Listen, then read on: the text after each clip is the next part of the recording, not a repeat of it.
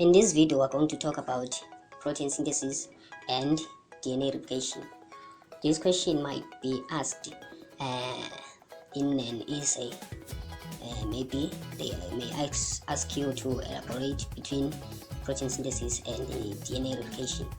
So you have to describe what is happening in protein synthesis and what is happening in DNA replication. So you have to know that protein synthesis takes place into two phases, which is transcription and translation. We know that transcription takes place inside the nucleus and translation takes place on the ribosome, which is outside the nucleus in the cytoplasm. So for transcription, the DNA double helix unwinds, weak hydrogen bonds break, meaning the DNA it unwinds and the weak hydrogen bonds break and unzip to form two strands. So one strand of that DNA acts as a template to form a complementary strand, which is mRNA, using free nucleotide from the nucleoplasm. Three adjacent bases on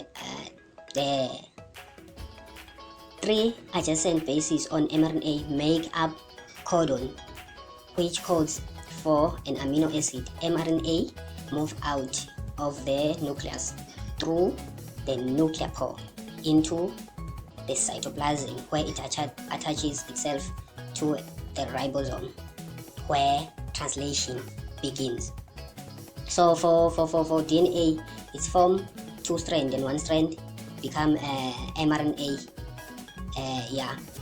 So after attaching to the ribosome, then translation takes place. According to the codon of mRNA, tRNA molecule with complementary anticodon bring the required amino acid to the ribosome. The amino acids are linked together by a peptide bond to form the required protein. And for DNA replication, it's slightly different from transcription. So the DNA double helix unwinds, weak hydrogen bonds between nitrogenous bases break, and the two DNA strands unzip and separate.